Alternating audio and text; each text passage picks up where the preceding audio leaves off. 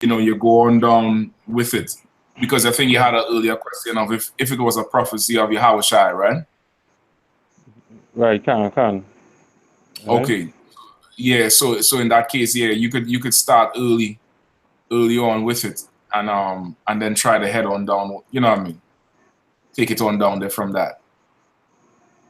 Right. So from verse 1, right? Chapter 11, verse 1. Right? Yeah, you could start there. Right. And there shall come forth a rod out of the stem of Jesse, and a branch shall grow out of his roots. Right? You know what that's talking about?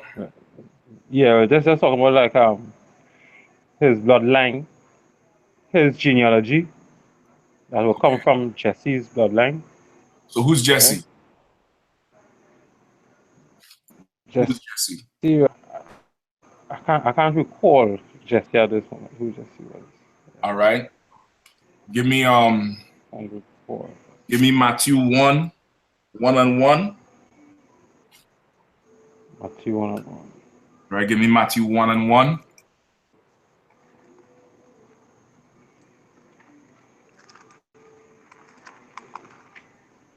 Matthew 1 and 1. The book of the generation of Jesus Christ and the son of David, the son of Abraham. Right. This is Matthew 1 and 1 gives Matthew chapter 1 on the whole gives the generation or the lineage of Yahushua Christ, right? Right. Who is the son of David, who is the son of Abraham, right? Right. Skip down to verse 5. In fact, let's keep reading. Read from verse 2 of the short. Come on. Abraham begot Isaac, and Isaac begot Jacob, and Jacob begot Judas and his brethren. All right, who's that talking about? And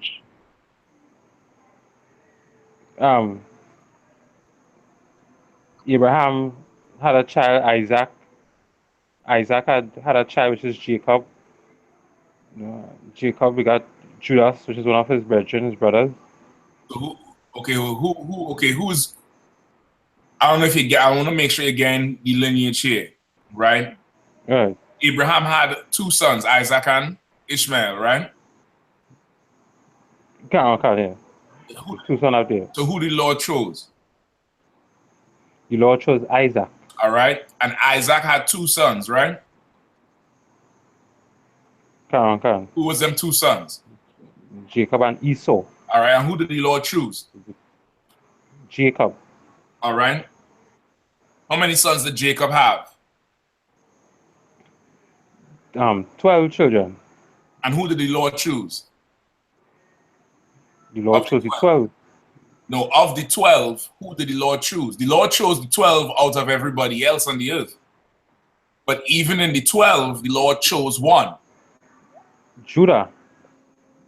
That Judas there is Judah. The name Judas in the New Testament is the Greek translation of Judah. You understand? So I want to make sure you get that there, because you'll see the name and you would totally miss what they're talking about. So this giving you Christ's lineage all the way from Abraham. All right. So Judah is who we're talking about now. Out of Abraham, he chose Isaac. Out of Isaac, he chose Jacob. Out of Jacob, he chose Judah. All right, Judah, the 4th born son, to be the head tribe. He chose that tribe. Even in that tribe, he chose a specific family. Right? The Lord always chooses one. He always chooses one to deal with, and everybody else had to follow that one. You get the point? So that one was the family of Judah. So in Judah, he chose again. Keep going. And Judas begat Phares, and Zara, and Sama. Of Sama. Phares begat. Read it again. Of Sama. Okay. Right? And Judas begat Phares, and Zara of Sama. Right? What does that mean? And Phares. What does that mean? Well, Judah had two children, right? Which is Phares and Zara. Two sons. Two sons.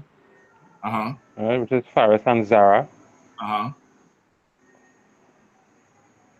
Of Thamar, that is.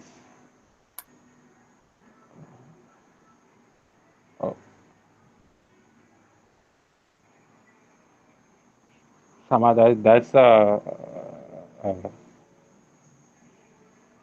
that's his rib. That's it. That's the woman who he bore Phares and Thamar with. Right. I mean, Phares and what's the other name? Zara? Salak. Zara. All right. Right. All right. So now, out of those two sons that Judah had, who did the Lord choose?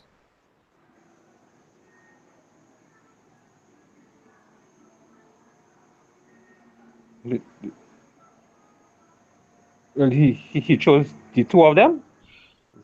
Keep reading. Read verse 3 again. Right. And Judas begat Phares and Zara of Thamar. And Phares begot Ezra. So out of Phares and Zara, who did the Lord choose? He chose Phares. Exactly. Right. And then Phares begat Ezra. All right? Keep going. And Ezra begat Aram. And Aram begat Aminadab. Aminadab begat Naasson. And Naasson begat Salmon. You understand? So it's giving you his family tree from Abraham. So imagine if you could see it. You would see Abraham, then you would see two under Abraham, Isaac and Ishmael. And then it would branch off from Isaac. Then under Isaac you would see who? Jacob and Esau. Then it would branch off from Jacob, because Esau is not counted in the Lord's lineage. So you will see a tree structure that just going down, it'll be one-sided. You understand? It's one-sided. The Lord is one-sided.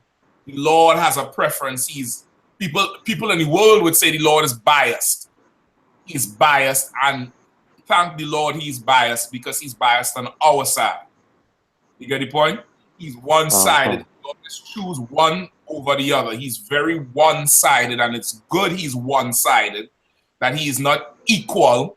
He is one-sided. Right? So you see in the whole lineage here, freedom. And Salmon begat Boaz of Rahab. And Boaz begat Obed of Ruth.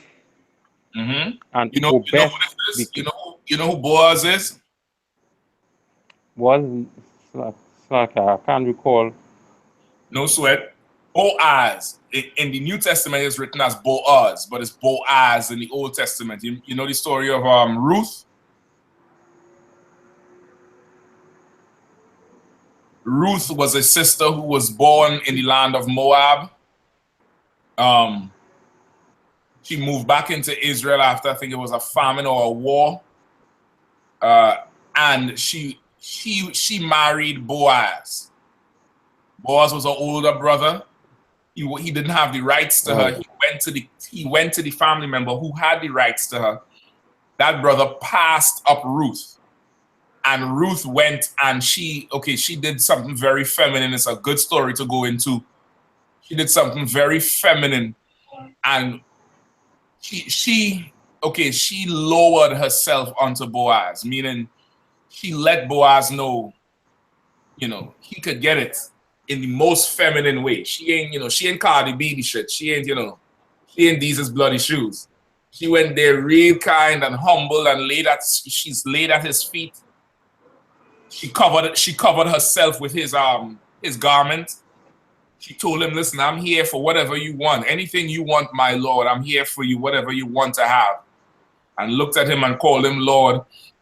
And Boaz realized he had to take this woman, but he had to make sure that nobody else wanted her, which is, it's always our custom. You going after a sister, you make sure nobody else wants her, or nobody else who has the right to her wants her. And then Boaz went and married her. All right? Right? But Ruth was a sister who was born in the land of Moab. She was not a Moabite. All right? Keep going. Come on. Verse 6. No, read verse 5 again. 5. And Salmon begat Boaz of Rahab, and Boaz begat Obed of Ruth. Right? It's important because Ruth was prominent, Rahab was prominent. So Obed is the son from Boaz. Go ahead. And Obed begat Jesse. Right? Obed had a son called Jesse. Go ahead. And Jesse begat David, the king. You understand? Now you see who Jesse is?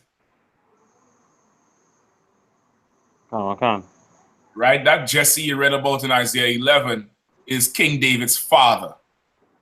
And that's important because of the Christian church. The Christian church totally ignores the so-called Old Testament, because as they come into the truth, you realize it's all one book. It's all one solid book, and it all goes together. You can't have the Old Testament without the New. You can't have the New without the Old. You can't have the Apocrypha without anything. You get the point? It's all one book. And they teach us to ignore the Old Testament with all these names and lineages and try to make it like it's of no consequence when that matters. That who your father is matters. It matters. I saw somebody made a quote today. I saw the quote today, but it's a quote from a song or a statement by this artist called J. Cole, where he said Christ didn't know his real father either. At least I'm assuming, I didn't hear the song or didn't hear the quote, but somebody, repeated it. And I'm assuming he is trying to, in a smart, slick way, the Israelite way, trying to say, well, listen, we all special people, just like Christ special. He didn't even know his father, so I didn't know my father either. And that's an evil thing to even have perpetuated. Not to say that he is evil, J. Cole. He don't know no better. He's, a rapper. But that comes from the Christian church. And the Christian church teaches you that who your father is not important, when that's the most important thing in your life.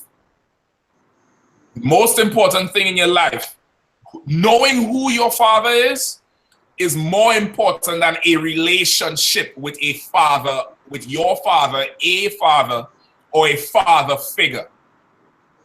You understand? Knowing who your father is. Right? Mike Tyson grew up to be the greatest boxer on the earth. Knowing who his father is would have played a greater impact in his life than any father figure he had, that white man who raised him up, or any other father figure like Don King. But if Mike Tyson grew up knowing that he was a son of Judah, he was from the tribe of Israel, he was a member of the kings of the earth, his life would have been different. You get the point? Knowing who your father is matters. It matters to you more than even you meeting him. You get the point? Knowing who he is matters, and the Christian church done took that away. So when we read these things now, coming out of the world, you're reading a whole list of names, and this one we got it. They tell you it's boring. Don't worry about that. It's just a set of names. Them names matter. It means something. You understand? And that's where you get the Immaculate Conception doctrine from making the fathers absent, when there's a whole lineage of the fathers right here. Obed begat Jesse. Boaz is a direct grandfather of King David and of Yahushua. You get the point? So now keep going. Keep going in Matthew. And Jesse begat David, the king. And David the king begot Solomon of her that had been the wife of Urias right? David had more sons. David had he had Solomon, he had Absalom, he had other sons. The Lord chose Solomon.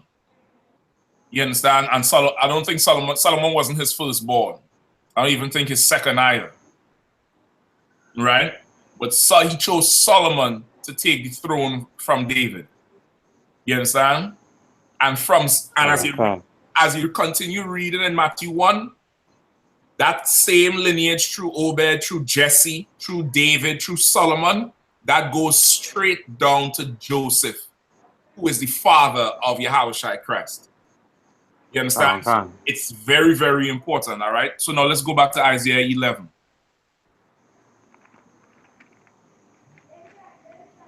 Isaiah 11:1, and there shall come forth a rod out of the stem of Jesse, and a branch shall grow out of his roots. All right, so now what is that saying? Now that you understand who Jesse is. Right. Well, the branch shall grow out of his roots, meaning David. Right? Meaning his son will come from his loins. Right? Okay, I'll take that. Right. And verse 2. The Spirit of the Lord shall rest upon him. Right, but okay, now that prophecy there is not talking about David, of course. That prophecy is talking about Yahushua. You understand? Right, but it will come out of Jesse, because out of Jesse is who? Out of Jesse is David, but Christ sits on the throne of David. You get the point? So that's why it's making a statement like that, like there's a branch going to come out of Jesse. And the branch that came out of Jesse is David, Solomon, all the way down to Yahushua, who sits on the throne of David. Right? That's why in Matthew 1, it says, and Obed begat Jesse, and Jesse begat David the king. You understand? So it makes a distinction of who David is here coming out of Jesse, because David is a forefather of Christ. Go ahead. And the Spirit of the Lord shall rest upon him, the Spirit of wisdom and understanding, the Spirit of counsel and might, the Spirit of knowledge and of the fear of the Lord. You understand? And all these also too describe David. They also too describe David, where the Spirit of the Lord and wisdom and understanding and counsel and might and power rested upon him. But it is directly talking about Yahushua. All right? Go ahead. And shall make him a quick understanding in the fear of the Lord. And he shall not judge after the sight of his eyes, neither reprove after the hearing of his ears. But with righteousness shall he judge the poor, and reprove with equity for the meek of the earth. And he shall smite the earth with the rod of his mouth, and with his breath of his lips shall he slay the wicked. All right, so once again, he's not going to pass judgment based on his own thoughts or what he hears or what he sees, but he's going to judge righteous judgment. And that scripture we pulled last week in John 7, where it says, judge not according to appearance, but judge righteous judgment. Like, something could appear to you to be evil, but that might be your personality of this is evil. You understand? When the judgment you have to make in life is this unlawful according to the law? Is what this person doing or saying unlawful? And that's how you get clarity in judgment. If you judge based on what you think, you're always going to be off. But if you judge based on the law, then now you judge in righteous judgment. You get the point? Right. All right. Go ahead. And righteousness shall be the girdle of his loins, and faithfulness the girdle of his reins. Girdle. Girdle Like of how his reins. people say, gird yourself up, meaning, you know, Right. tie your loins up, tighten your belt up, you're going to fight. You ever see brothers, even when brothers go and sweat on the court or play ball or run ball, you know, brothers start tightening the sweats, pulling the drawstring, tightening it tight because you're going to get into battle, you're going to get into something physical now. You get the point? Right. Can. Go ahead. So you understand that so far, right? Can understand that one so far. Okay, go ahead. The wolf also shall dwell with the lamb, and the leopard shall lie down with the kid, and the calf and the young lion and the fattle together, and a little child shall lead them. All right. Okay. So now, this year the Christian church done took this and turned this into something it's not. The wolf shall dwell with the lamb, and the leopard shall lie down with the kid. What does the Christian church say about this? Well, like I never heard this from a Christian church before. I never really. All right, no sweat. What do you think this is talking about? Okay, because even though you may not have heard what a Christian says, being that outside of the truth, everything is Christian. What the first thing that comes to your mind when you see something like this usually is the Christian doctrine anyway. You get my point? Right. Can. So now what does it look like it's saying? What does it sound like it's saying?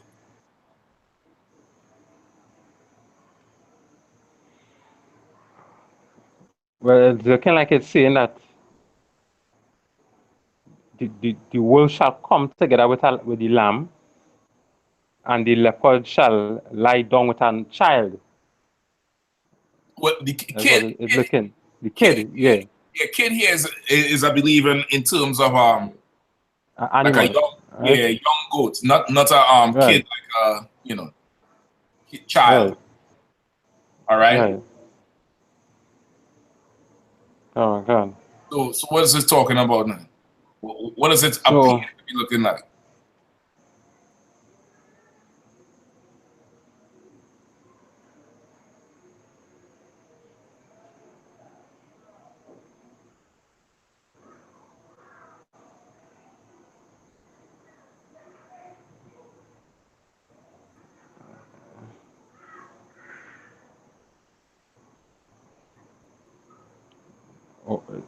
it's trying to say that all of them is one, shall be one now. Okay, all of who is the them? You're right. Well, Right when you like say it should be one, but who is the them? well, as I said, the wolf and the lamb shall dwell. Meaning they won't be separated, but they will be one. You know, the leopard shall lie down with the kid. You know, I mean, they're gonna be one now. Won't be separated. That, you know, that's why gotta. Okay, so who is the wolf and the lamb? Who does that represent? Actual wolves and lamb? Salakia. No, wolf supposed to mean like, honestly, a evil person or unrighteous person, and the lamb supposed to be like a righteous person, like how you have a shy wall. Okay. Right? So. Okay.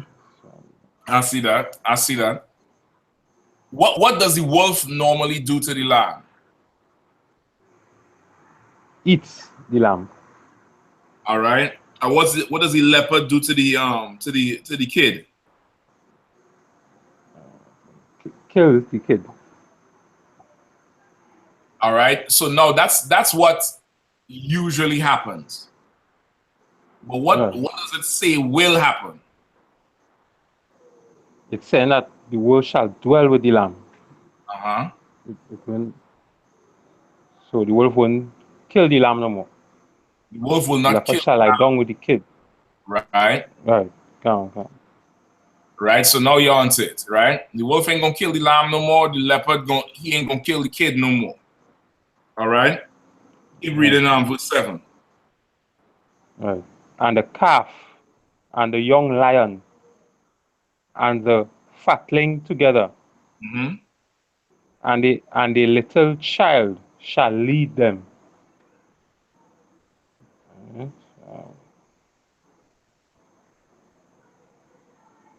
All right, go ahead.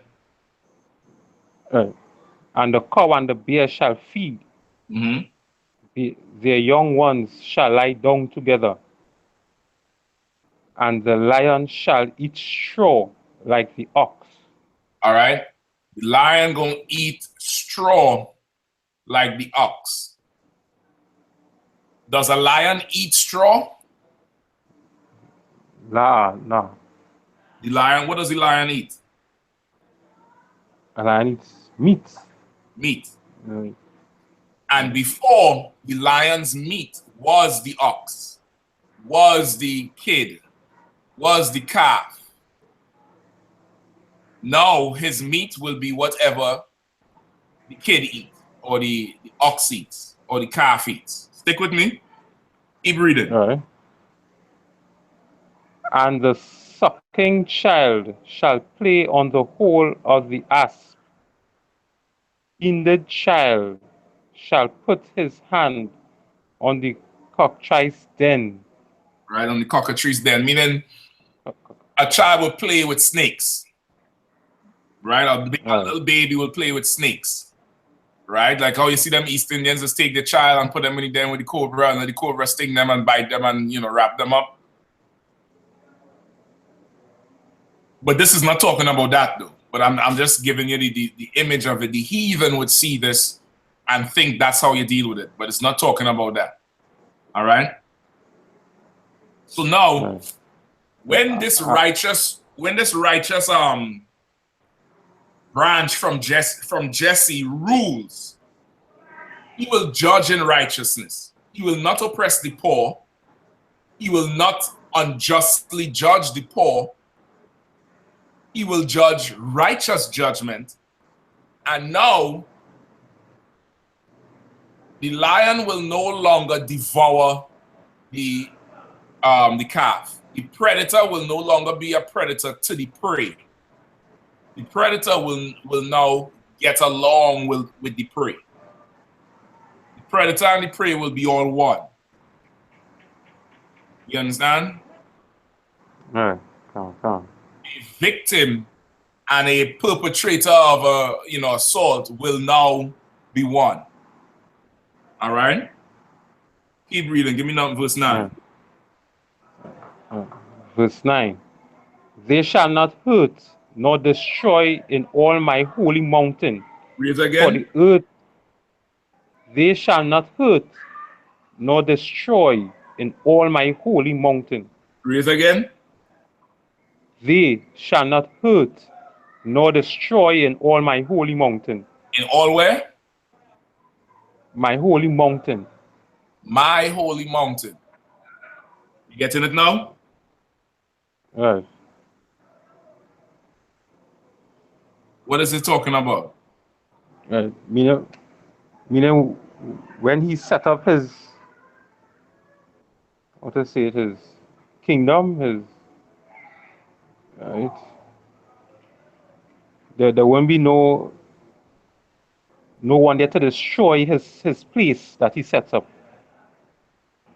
Whether it's in New Jerusalem or his. Right? Okay. So only okay. All right. Read it again. They shall not hurt nor destroy in all my holy mountain. Right? So this could mean what the holy mountain is set up, the place where the righteous people he will have. No one would come to harm it, nor the people in Jerusalem will fight amongst each other to destroy the hope. Now you're getting it. Now you're getting it. Because in his holy mountain is his place. So in his holy mountain, in his place, we will not be fighting each other anymore. Like, we will not be oppressing each other anymore. We will not be preying on each other anymore, which is what happens today.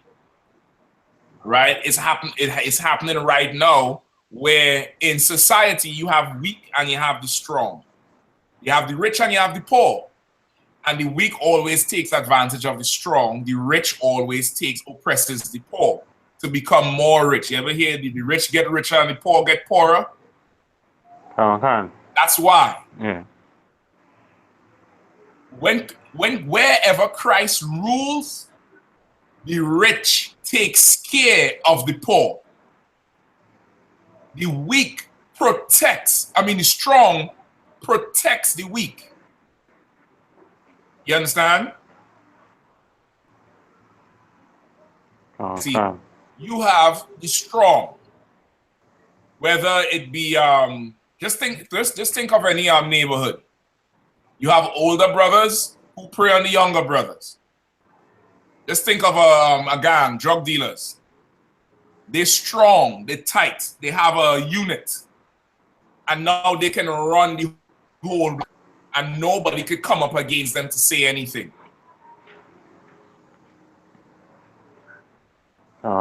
Because they are strong in that unity. But what they do with the strength, it preys on the weak. The Christian church, preachers, weak, prey on the poor, and nobody can tell them right from wrong. When Christ comes, he is going to judge righteously, and the weak will no longer be a prey to the strong. Everybody going to dwell together as one family. And that's amongst our nation. You get the point? This ain't talking about the whole world. This is talking about our people. The 12 tribes is now going to get along. You understand? At one time, Judah and Benjamin had a ridiculous beef in the with the shower posse. I believe it was in the late 80s, early 90s. Well, early 80s it could be. Right? That ain't gonna happen. Judah and Ephraim, that ain't gonna happen. Ephraim and Simeon be having a beef.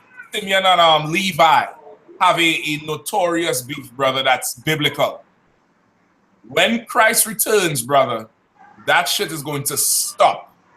That's why in Genesis 49, they say they'll be all gathered unto him, all gathered unto Shiloh, the peaceable one. He's the one that's going to bring peace between us. You get the point? Right? Now, do we have to wait until the kingdom is built for that to happen?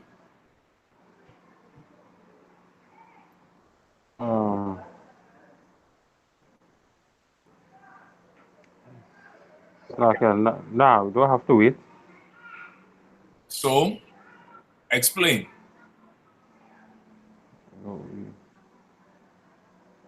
Well, we could create it on our own. How? Give me the precept.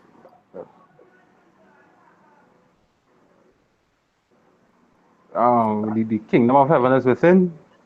That's it. The kingdom of heaven is within you. Within you, yes. It's within you, right? What's the definition for the kingdom of heaven?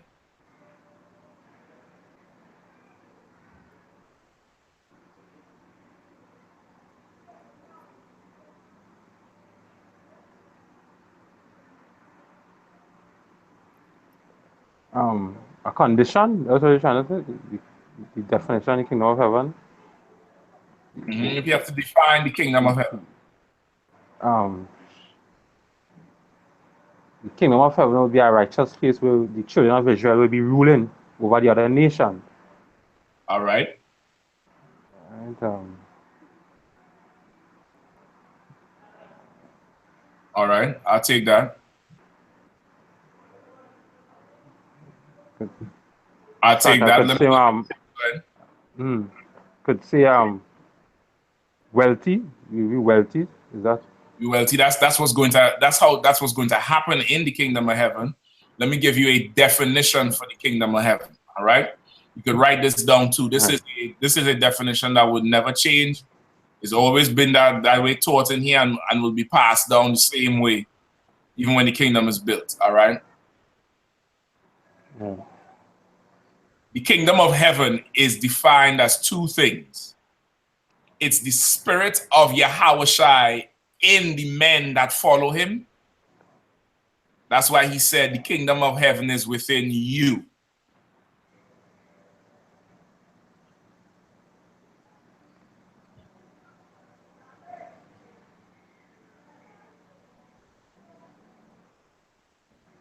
The spirit of Yahawashi within. The spirit of Yahawashi in the men that follow him. In the men.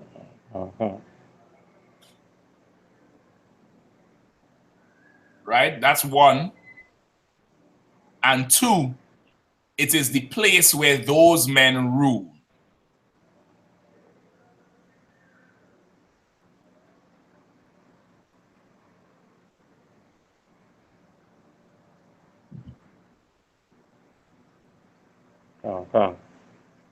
All right? It's the spirit of Yahweh in the men that follow him, and it's the place where those men rule. Understanding that as the definition for the kingdom of heaven.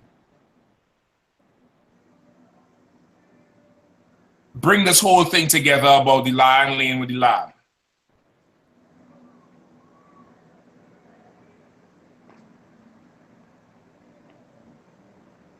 It is going to be a place, the kingdom of heaven is going to be a place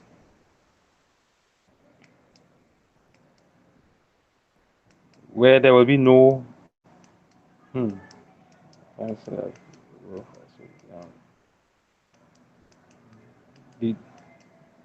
Uncle Toms wouldn't be no Uncle Toms no more. They will be our brothers, same as the lamb, because they will have the spirit of Christ within them. And we all will rule together as one. Right? All right. You're still saying will. You're still saying then. Let me help you out. That is happening right now in the I.S.U.P.K. Right. You understand? That is happening right now in the I.S.U.P.K. That's the brotherhood we set up, that is set up by Yahawashi, by the Most High in Christ, of setting up men with the spirit of Yahawashi. Read verse 2 one more time. And the spirit on him. Right? The spirit of the Lord is resting upon the men who are in charge of the school, as particularly Commanding General Yohanna. The spirit of the Lord will rest on him. Right? Keep going. Meaning he knows he has the Lord's spirit, the Lord's vibe. He knows exactly what the Lord wants, what the Lord does not want. You get the point? He understands this Bible. He understands the feast days, the holy days. He understands how Israel should function. He has the wisdom to deal with Israel's problems in the last days. Keep going. The spirit of wisdom and understanding. Spirit of wisdom and understanding. That is found in here in leadership. That's why the counsel you get in here is counsel from the Lord. Even Israelites who are Christians, Muslims, fake Israelite groups, they always call the UPK how to deal with this. What should I do about that? Because the spirit of the Lord is on the men in here. You get the point? Keep going. The spirit of counsel and might. Right? The spirit of counsel, being able to give advice, being able to give directive in problems, and might. I don't have to tell you about that. Straight out power. Where you see a devil come down and get on his knees and kiss your boot. You understand? Some devil from Italy just contacted me today. So see, he was watching the classes, and he understands now that he is a devil and that his people have oppressed our people, and that he understands through what we've been teaching that we are the real Jews. He said he started researching Jews, black Jews, because of the influx of Ethiopians into Italy, right?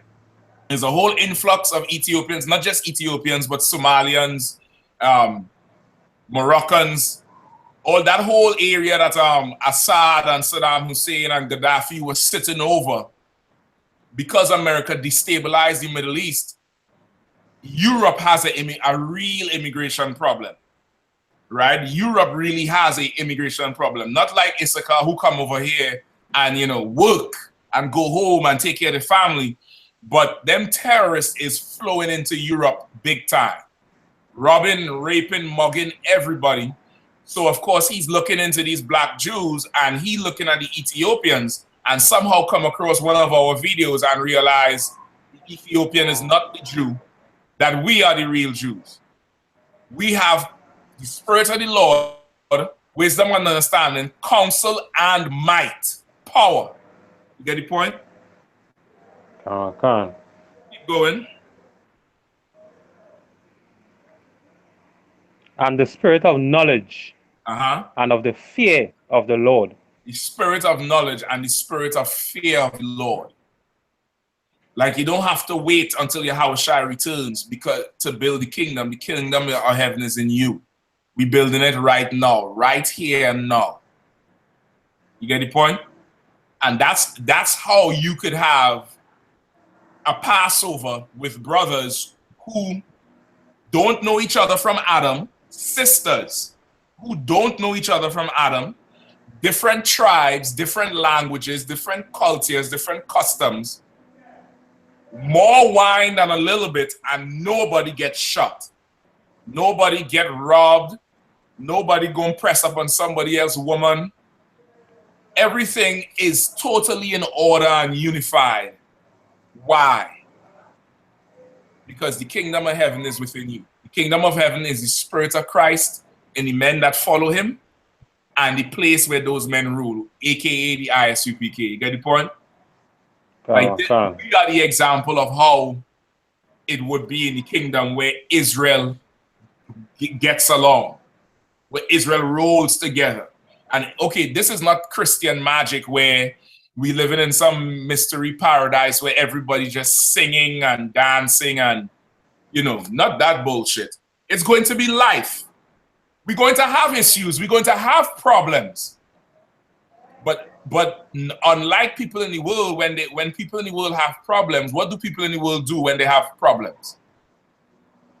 They drink, they smoke, they fight. What do people in the world do to each other? If I have a problem with you and me and you in the world, what happens? Have a beef, you know. Somebody gonna die. Somebody gonna get stabbed. Somebody gonna get chopped. Somebody gonna get shot. You understand? Somebody is going to have to experience violence, and that's how we solve the problem, right or wrong? Oh, I can't. So we solve the problem. We solve the problem by being violent with each other. You understand? You with me up? Can. Right? That's how we would solve the problem in the world. But in the truth, we have a problem, it can be solved. Can't be worked out. And ain't nobody had to kill nobody. Ain't nobody had to sit there and fantasize about cutting somebody's throat. The shit can get worked out because you have men with the wisdom and understanding and the counsel and the might and the power of the Lord who can judge righteously. And the lion ain't gonna prey on the lamb no more. You understand? Okay. That this scripture you was asking about, this is damn near. This is one of the hurdles that people in the world have to overcome when they come in the truth. Because people in the world come, okay, they hear what you're saying is true, but then to come and give control of their life over to somebody who is, number one, a stranger, number two, is radical as hell, number three, the most masculine thing they've ever seen in their life, thanks to the Christian church. Christian church done destroyed all our fathers. So when you see masculinity, it scares you. And it shouldn't. But masculinity scares most people because most people are used to a mother. You understand? Most people are used to a mother. You're not used to a father. So now, people have apprehensions about coming into the truth, even though what you say is right, because, man, you're going to take advantage of me. Man, you're going to do this to me. You're going to do that to me. Forget about a sister. You talk to a sister about the truth and show her a tape, she immediately think the first argument you all have, you're going to whoop her ass. That's what comes into her mind off the break. But in here, the lion is laying down with the lamb. Ain't none of that happening. Ain't nobody oppressing nobody. Ain't nobody riding over the top of nobody. Ain't nobody, how they say it in the word, bullying somebody. Ain't nobody doing none of that, because a victim always has a recourse, proper recourse. It's not like in the world where somebody with might and power can oppress you without there being any recourse, without there being any action taken. In here, something happens amiss, you can have a counsel over it, and there'll be righteous judgment based on it. You get the point?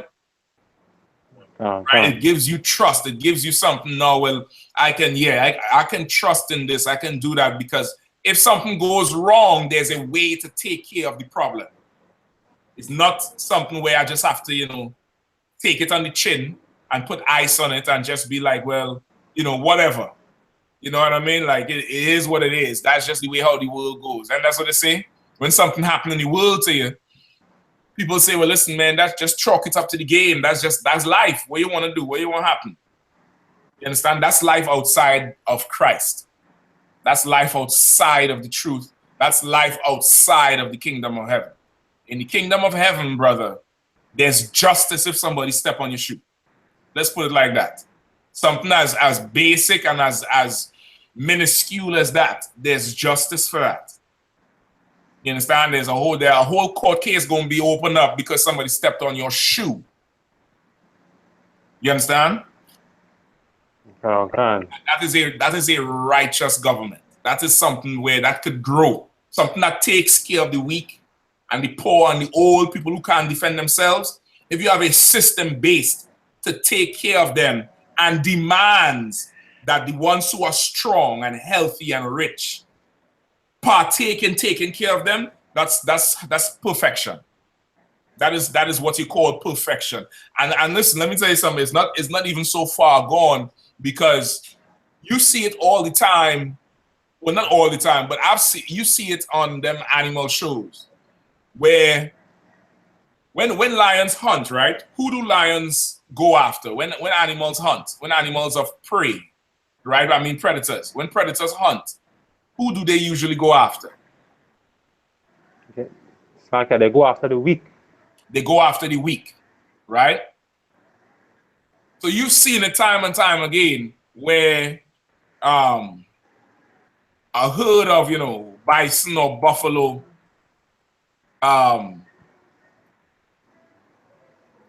they're on the run, lions come in and single out one of them, right? It's always, one who gets singled out, right or wrong?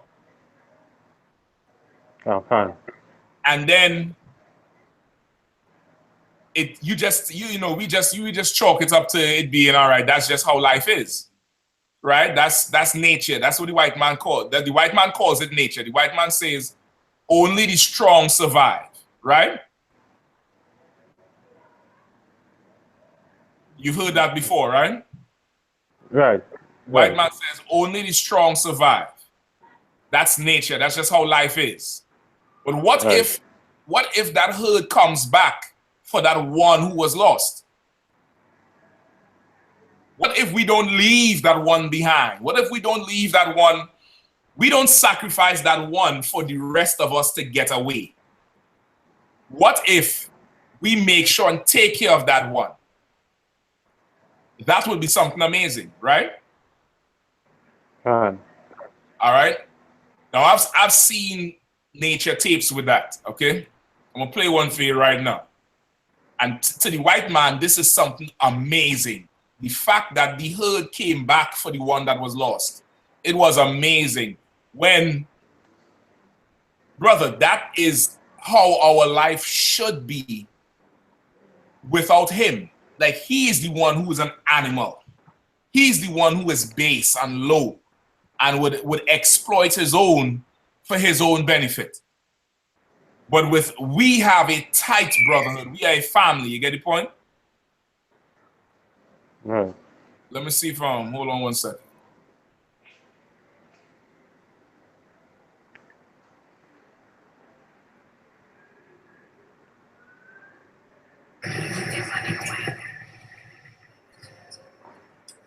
All right, I'm gonna just skip through it for time's sake, all right?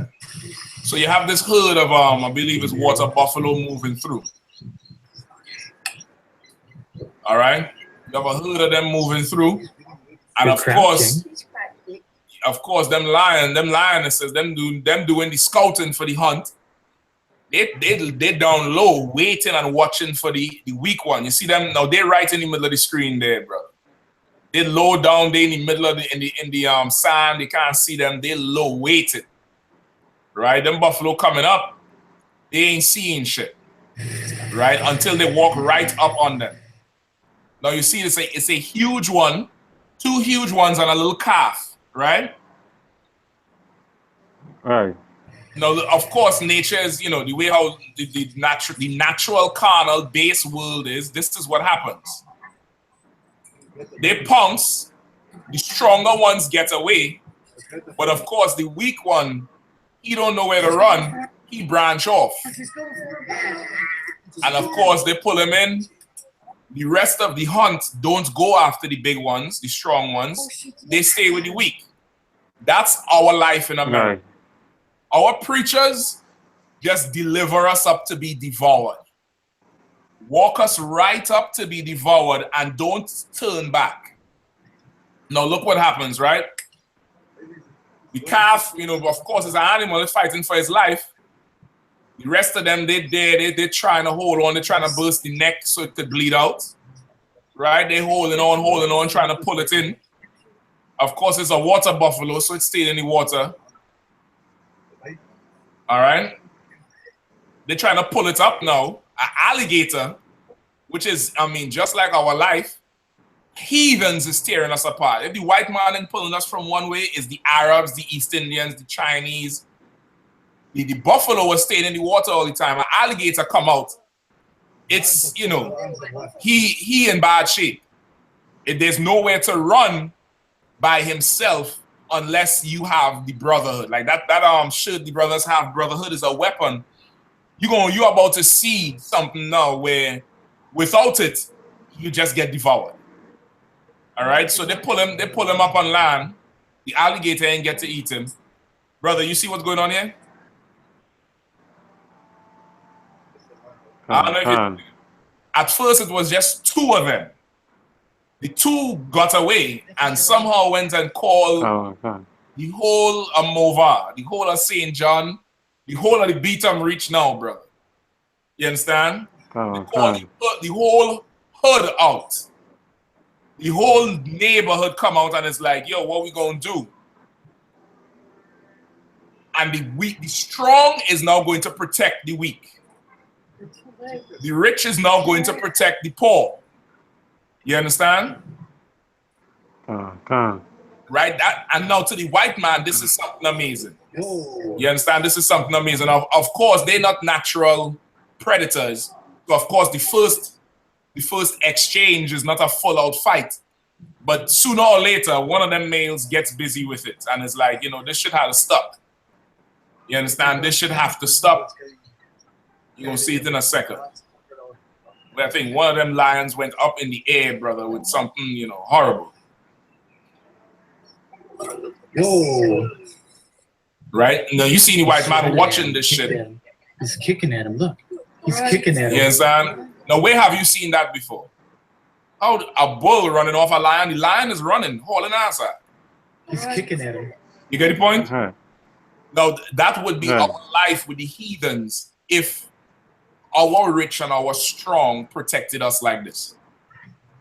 That would be our life with the heathens. There would be no drugs in our neighborhoods. There would be none of that. The rest of them, see that?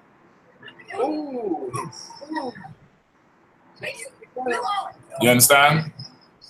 Like now, the whole hood now is, going after them lions. Get the lion at him, man. Lion. Yeah, it's true. Right? I do think the calf is dead. I ain't too sure. Thrown in. Right? I do think the calf is dead by that time. But is the whole principle of the matter of the weak defending the poor? You understand? The strong defending the weak, the rich defending the poor. Like without it, the ones of us who can't fight back just get taken by whoever. Even our own. Even our own.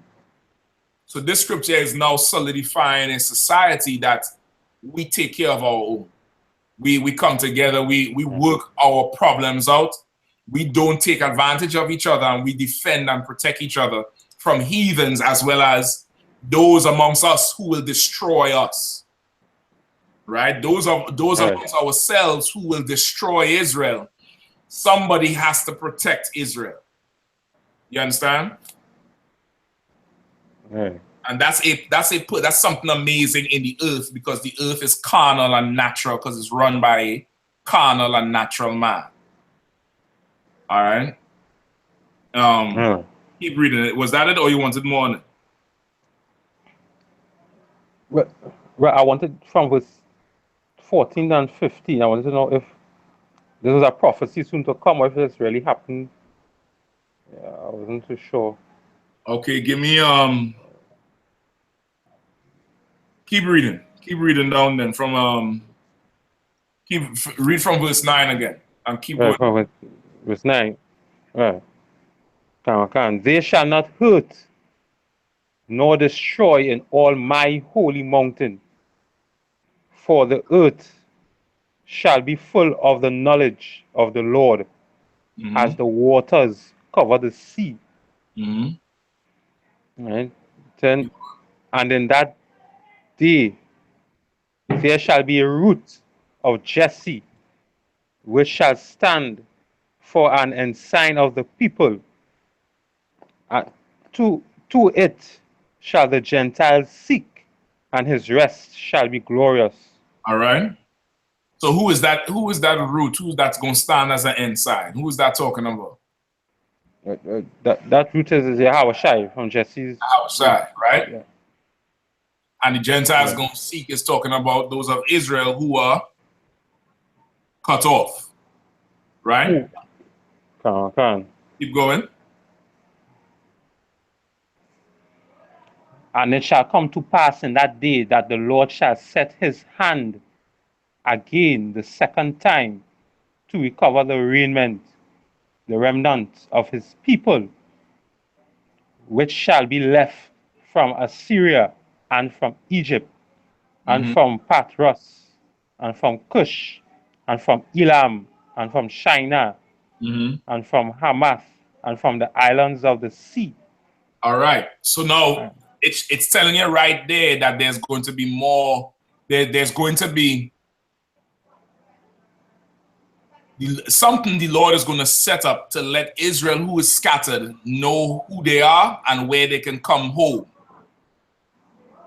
You understand? Okay. The Lord will stretch his hand and recover them. Now, has this happened already? It has happened before, and it's happening right now. You get the point? It has happened before. It's happening right now. It happened with Paul when Paul went to the Gentiles. And it's happening right now. It's happening right now. How is it happening right now?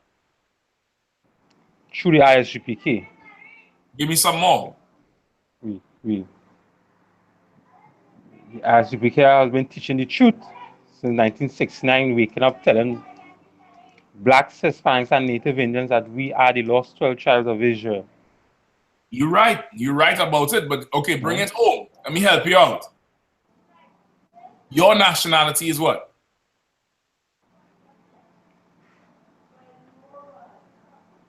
Well, from what I know, I'm Israel. Okay. From what I know, you know that now. Before, what was your nationality? Before, I consider myself an African. Race. Okay. Okay, not even that. Before, you would say I'm Trinidadian. Right.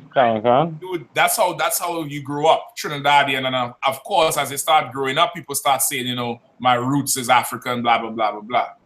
Right? Just like a Jamaican. Jamaicans have a serious national pride, a very very serious national pride, where it's like Jamaica first, Jamaica, Jamaica, Jamaica. Right?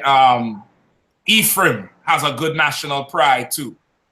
Let me get some more. Brazil, right? You ask them who they are, they're Brazilian, right? I'm a Brazilian. I'm Puerto Rican, right? I'm Boricua, right?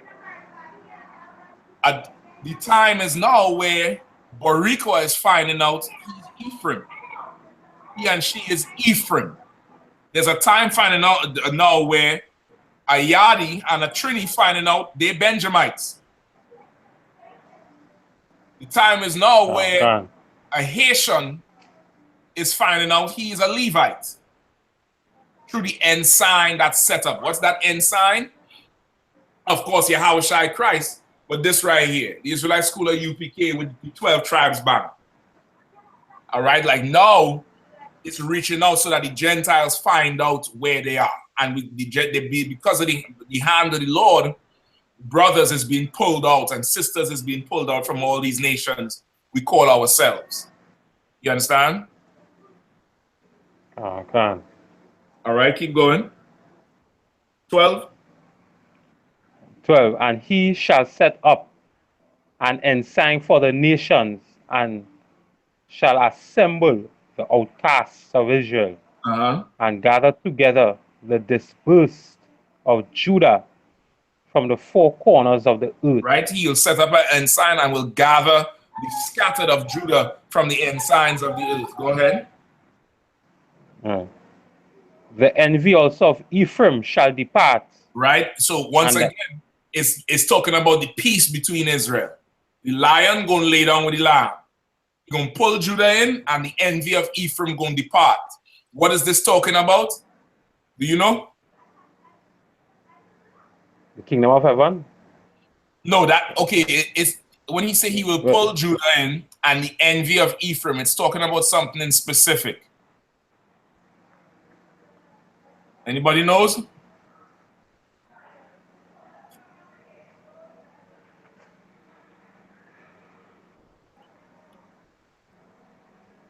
Right, which is what I was going to go into tonight. We don't have the time to go over the entire thing, but we definitely probably going to go into it next week. All right, it's talking about the history of the Gentiles, 2 Kings, the 17th chapter, where the kingdom split, Judah and his fellows, Ephraim and his fellows. Yeah. You familiar with it? Right. Judah, Benjamin, and Levi was one tribe, and right. That's why it's called Judah and his fellows, and Ephraim and his fellows. So it's talking about bringing them back together. Where there was a war, there was a beef, where there was a predator and a prey before, going both ways, not just one-sided, going both ways. Now, that's going to stop. You understand? Yeah. Go ahead. And the adversaries of Judah shall be cut off. Ephraim shall not envy Judah, and Judah shall not vex Ephraim. You understand? So now there's not going to be any beef amongst the tribes. And right now there's a ton of beef amongst the tribes, carnally in the world. There's a ton of beef amongst the tribes. All that bullshit is going to stop. It's going to cease. You get the point? All of that is going to stop. And we're all going to come together under that one banner. All right, go ahead. But they shall fly upon the shoulders of the Philistines towards the west. They shall spoil them of the east together. They shall lay their hand upon Edom and Moab, and the children of Ammon shall obey them. Right? And once we come together in that way and stop harming each other, the Lord is going to allow us to put to put the burden, to lay the iron on the Philistines, who are the Hamites, right? To lay the iron on Edom and Moab, all right? Okay. And Ammon, and they're going to obey us. They're going to serve us. They're going to work for us like we've worked for them. Just like when we was fighting each other, we was working for them. Once we unified, they are going to now work for us. You understand? Yeah. Keep going. Okay. And the Lord shall utterly destroy the tongue of the Egyptian sea. And with his mighty wind shall he shake his hand over the river, and shall smite it in the 7 streams, and make men go over dry shod. Right? He will destroy Egypt. Egypt ain't gonna have that far reach and power to push the lies anymore. Right? America is going to be destroyed because America is spiritually Sodom and Egypt. It's going to be destroyed. All the technology, the media, everything they use to brainwash, that's going to be dried up. And all the lies is going to be buried. All right, go ahead. And there shall be an highway for the raiment of his people, which shall be left from Assyria, like as it was to Israel in the day that he came up out of the land of Egypt. Right, just like in the day when we came out of Egypt, there was a path or a way for us to get into Israel. All right, just like when we came out of it, the Lord is going to set up a way for all Israel to come back together, and that way has been the I.S.U.P.K since 1969, where no matter where you are on the earth today, brother, you're going to find out you're an Israelite, and you're going to find out how to obey the Lord, how to keep the Lord's statutes and commandments, how to obey his high holy days. Like, you got brothers from all over the place coming for Passover. Forget about it. From the islands, from South America, Central America, from UK. Like, that's the way. The Lord set up a highway to come back to Israel. You get the point? For all the Gentiles, because you know the Gentiles is the ones of us who are scattered in the earth. You understand? So you get it now? Yeah. Okay. And so like when Christ was speaking in parables, so that not everyone could have been saved, was that the same way with the prophets in the Old Testament? Yeah. Because, for example, the same thing. Okay, go ahead. What are you going to say? So For example. Because I was studying. If this is back then, understand it now. I was studying if it's because of the Christian church not believe that is metaphors, is how they used to speak, or if it's because how during slavery we lost our tongue, we just forgotten how we spoke in parables, how we we talked in metaphors, we just forgot, Okay, you're kind of confusing me. You asking about now? Yeah, like now presently. You know what I mean? Mostly some things in the Bible is parables, metaphors, like naked or literally means naked. So I was saying the reason why it is we don't understand now is because how we had lost our tongue during slavery, or is because how the church is just teaching the Bible that it's both. Everything literal. They're both the same. What the churches teach is how we lost our language. Like, our language was beaten out of us. It was violently removed from us. We didn't just lose it. It was violently removed. So it's the same thing with the church. You understand? Like you ever seen a Catholic Sunday school or Catholic boarding school? They're super violent in there also. Cracking the kids all up in the head, breaking kids' head. A ton of abuse, a ton of physical abuse, emotional abuse. You understand? Like, they violently removed it from us to make us think like a European. And a European is very, very literal. He has no spirit in him. You understand? There's no spirit in a European. He don't understand things. Everything is literal, is what he sees like an animal. Whatever he sees is, that's it. You understand? It's like okay, sometimes I sit and I always I always wonder. I know it might sound simple, right? But okay, how could you continue to catch fish?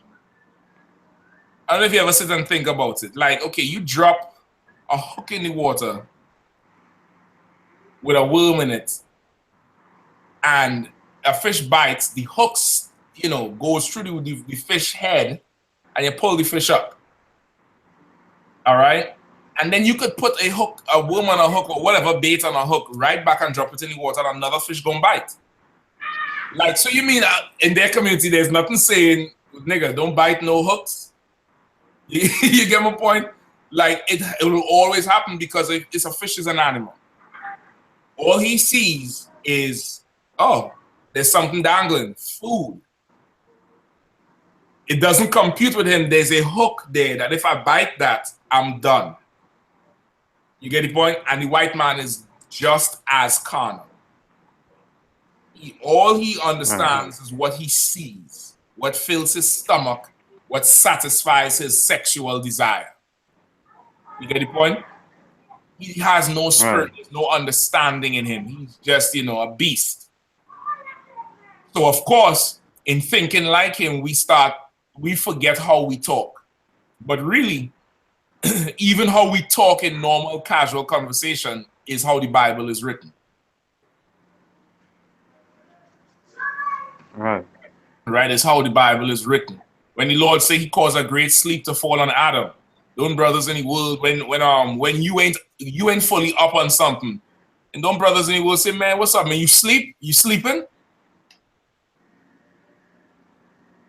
You understand? Does that literally mean you're snoring, or does that mean it's like, nigga, it's like you ain't even here? You ain't even understanding what's going on. You understand? How we speak is how we always spoke. You get the point? Is how we spoke, and it's the same. It's just when it comes to the Bible, because of the church, we don't make the link. We don't make the link, but that's how we speak today. Rap music and reggae music is the same thing. Bachata and reggaeton. If you look at the lyrics in it, it's the same type of poetic type of lyrics, like how the Bible is written. It's the same thing because it's the same people speaking. You understand? Right. So like in saying that, it had this sister before I was in the church. She was having this argument with this brother, and she was saying, "You want to see fire come through my eyes?" No. We know it was a metaphor, but when you read the Bible and we see fire and this, we think in literal fire. We're not thinking the metaphor, what she was saying. Exactly. It's the same because thing. Of the church. Right. Because of the church. He had, his eyes were like lamps of fire. You understand? No, people saying that all the time. You know what I mean? He had fire in his eyes. Or she's saying, you want to see fire come through my eyes? Meaning like she gonna get hot and angry. Yeah. Right? Church is not making us make that connection with it. You get the point? That the church is not making us make that connection with it. I'm gonna give you something else. Where, okay, it's damn near. It's the line is so close and blurred right now. It's damn near on the border of abuse, and it's on the border of being in the right spirit at the same time. I know you've seen the video with the Jamaican sister who beating her daughter with the cutlass, planting her daughter. Right? Everybody is mad at the video. For the record, I am neither yay nor nay. I'm neutral in the shit. It's a rough video to watch, but it's not as simple as you think it is. Right? Later on, I got to find out she was beating the broad because the girl is on Facebook, showing her getting naked, showing her breast and feeling up on another girl, breast kissing a girl in the mouth. you know, they get some phone, go live or Snapchat or whatever, and she, you know, the daughter, that same daughter, is getting naked and showing her breasts on the screen and, you know, squeezing on another girl ass, kissing the girl, how the other girl, you know, licking on her. The mother get to find out, and the mother lose her goddamn mind. Right? Right. No. Is the mother the most righteous person in the world? Hell no. Because the mother beat her and the mother get naked beating her and she didn't care. You understand? So of course, you know, that ain't come from a, you know, righteous judgment, but there's something in it still that is like, I'll beat you into an inch of your life to save your life, in a way. You get the point? Now, I ain't telling nobody go get a machete and beat the hell out of the child. You might kill the child. That woman knew what she was doing. Most people don't understand it. If you're from the islands, you're from Puerto Rico, you might understand that based on how the woman was hitting the daughter with the damn cutlass, brother, she was skillful in using that machete. Because one wrong move and you could chop the girl hand off. Okay, there was a point she hit her in her head. I don't know if you saw that. When the girl got up, the mother hit her in her head. Plop!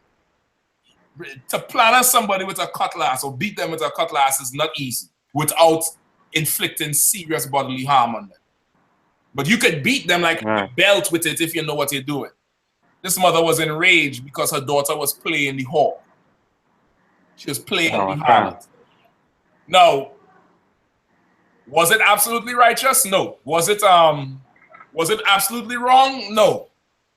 I wouldn't advise nobody to do it. What I advise you to do is raise your children better, so you ain't gonna have to do that to them at 15 and 16.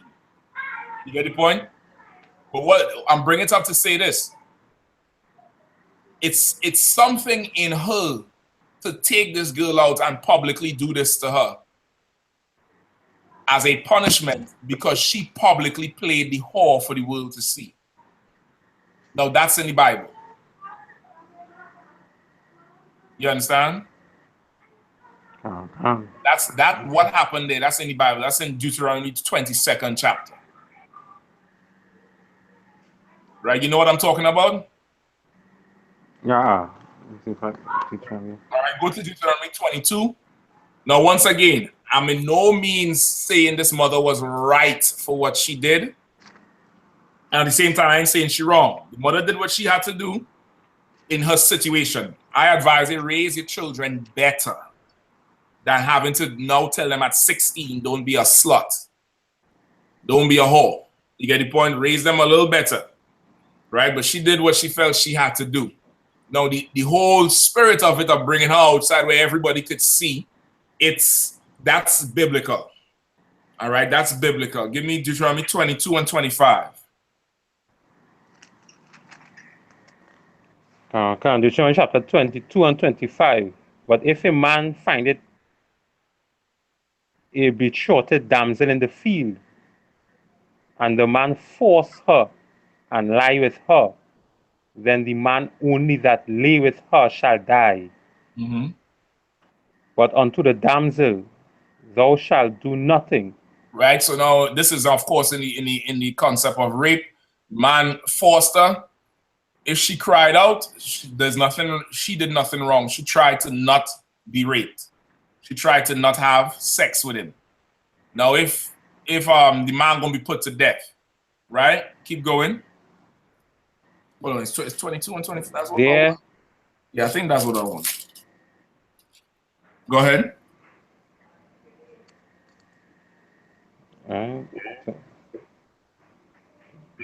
26. No, start at what verse you was at? 25. Start at 22. 22? Yeah, start at 22 and 22. Come on. If a man be found lying with a woman married to an husband, and they shall both of them die, both the man that lay with the woman and the woman. Mm-hmm. So shall thou put away evil from Israel. Right? What's the purpose of them dying? To put evil away from Israel. That's the purpose of the law, the letter of the law, to make sure we don't do it anymore. Right? So everybody sees what happens to somebody that does something like this. You get the point? Right. Keep reading.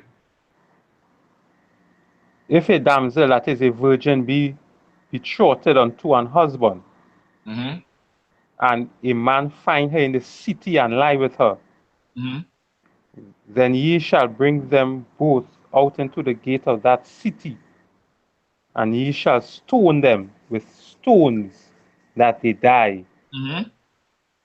The damsel, because she cried not, being in the city, and the man, because he have humbled his neighbor's wife. So thou shalt put evil away from among you. Right? So now it's you bring them out into the city and stone them.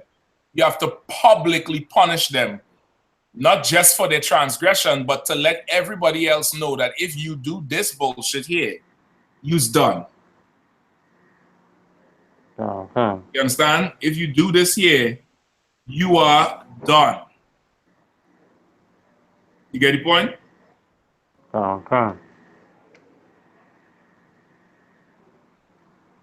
That she is done. So now what happened there is that she playing the hoe in her mother's house, and the mother is like, I'm done with you. That's what she said on the tape. And she said, I'm fed up of you. I had it with you. I had it with you. And she started wailing on the girl so much so that the damn machete broke. It broke on the girl. And okay, the minute the girl got a chance to get up and run, brother, I mean, she hauled her ass out of there like her tail was on fire. Like, you know, like she's like somebody set fire to her. You get the point? Like, now I'm raising that up to bring this here, that even though we've been beaten and we've been, you know, forced into a different religion, there's a certain spirit that still remains in us. Now some people might say this is what the mother did was a result of slavery, where we would get beaten for doing certain things. But this here, in terms of the wrong that was done, I would lean with it as more, okay, it's a public display of whoredom that needs to be publicly corrected. Right? Now again, was the mother righteous for what she did? No. Was she wrong for what she did? No. Right? Mother did what she had to do. In her situation, she's closing the barn door after the horse done run. Where people say you close the barn door after the horse done gets out. Like, the horse done gets out. She's 16. She's showing her titties online. She already hoeing. Like, that beating that girl gets is only going to make her into a larger hoe. Because what she's gonna do now is, especially it's on the internet where everybody's able to see, she's gonna do now is some slick pimp is gonna come up and tell that girl how wrong her mother was for shaming her like that on the internet.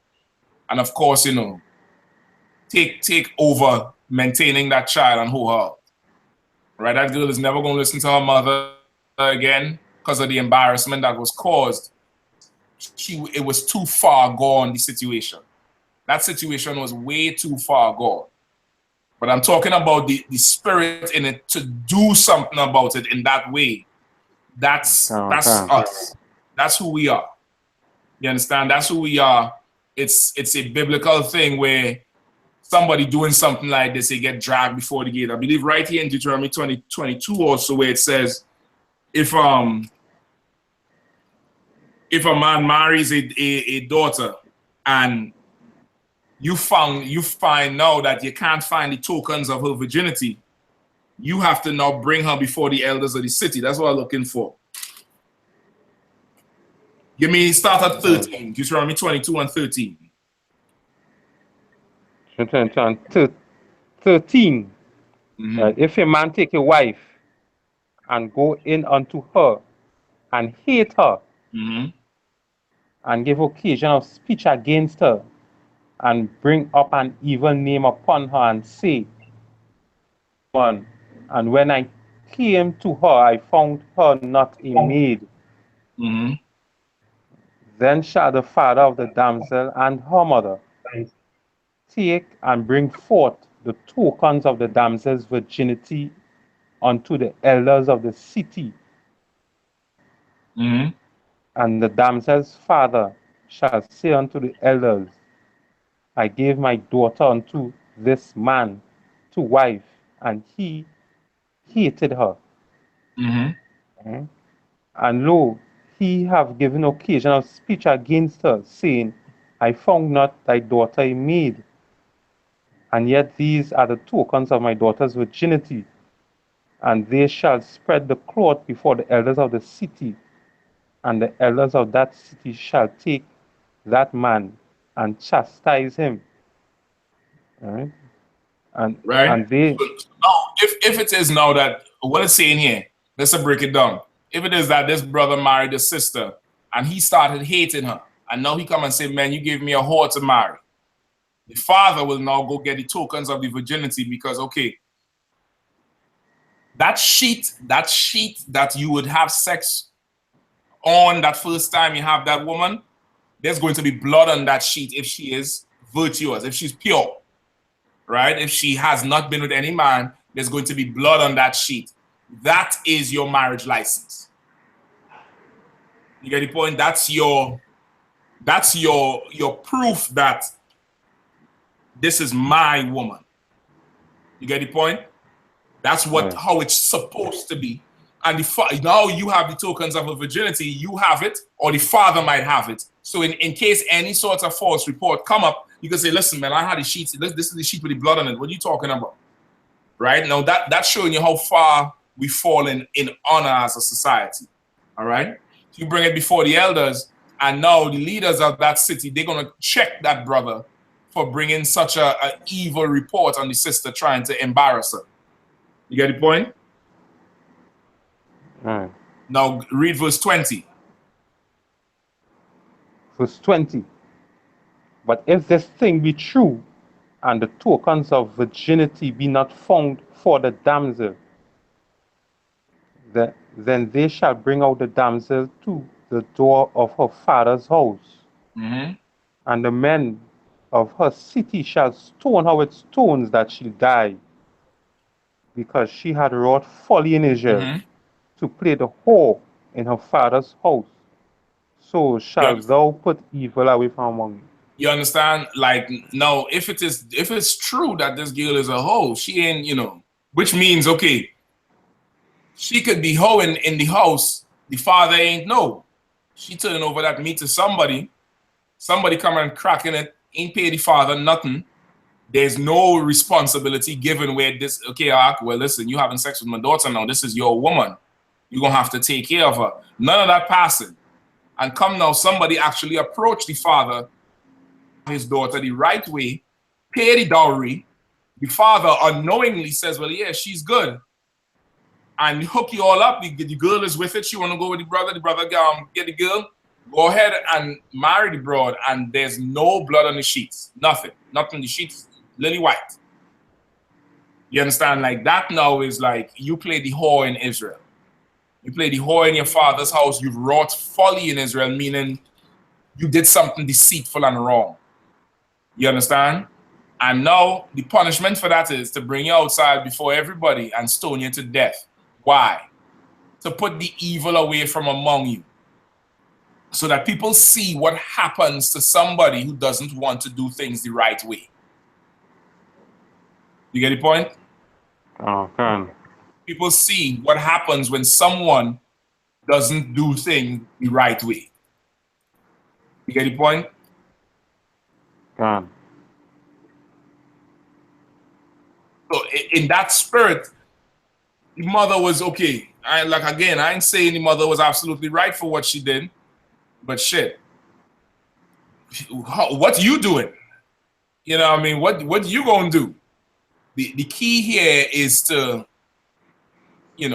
not wait till it gets there. Not wait till it gets there to have to now correct your child. I was going to play the video, but I found it. Mother had all the way naked on the damn video. I ain't gonna play it just for that purpose, all right? But you all know what video I'm speaking about. I think a lot of people saw it, where she properly break the damn, she break the damn cutlass on the woman on the girl head. Break the shit, and I mean the shit getting, it's big, it's news now in Jamaica. I think they're trying to lay charges on the mother to do it, but boy, like, okay, she was wailing on the girl. She was fully wailing on the girl. People are outraged because of it. I understand. It's, to a point, it's abuse of a child. And if you don't train the child up the right way, when the child gets to that point and embarrasses you publicly, follow it, or you're gonna do something like that. You understand? You're just gonna have to swallow it, or you're going to do something that foolish. You get my point? All right. So that's it. I look for one that the mother ain't naked on and shit, but and that's to show you, like, it ain't right. You understand? But like, I ain't gonna slam the mother for it. But it ain't right, because she herself fully naked on the damn video. Within the action, her clothes, torn off or whatever. Because they didn't show you the start of the video, but they was full out scrapping, and the mother gave her the old, Israelite mother chokehold, where they ring the shirt so you can't get out of it. You can't take the shirt off, you can't do nothing. Ring the shirt up, brother. Have one hand in a chicken wing in the shirt, and go into work with that damn cutlass on that girl. I mean, when the girl get away, brother, the girl haul ass out. Like, it was ridiculous. But once again, difference in cultures, but as our spirit would do, we know something is wrong with certain things, and we would want to meet it with judgment. And it's the same thing that they try to get the spirit of how we talk out of us, and we still have that. We still have that same spirit. You understand what I'm saying? Come on. All right. So we're good to go. So we right up on the time. We're gonna end it right there. Next week, we'll go into the history of the Gentiles with 2nd Ezra chapter 17, and show who the Gentiles really are, and that God does not love everybody. So you're gonna get a whole Gentile breakdown there, all right? Okay. So and good to go. Call it tomorrow, you said, right? Yeah, tomorrow, if you have time. In fact, I'm gonna call you right after. It ain't gonna be that long. All right. But go ahead. So like I was supposed to go somewhere to drop off them the home. Oh, okay. Yeah. So. Okay, well, just give me a call tomorrow then. Sweat. So like, what time, so like? Whatever time good for you. Whenever you get a chance, just give me a call tomorrow. All right. All right. So we're gonna clip it there. All right. Yeah, Shalom Shabbat. Shalom, Yahweh, Shem, Shabbat.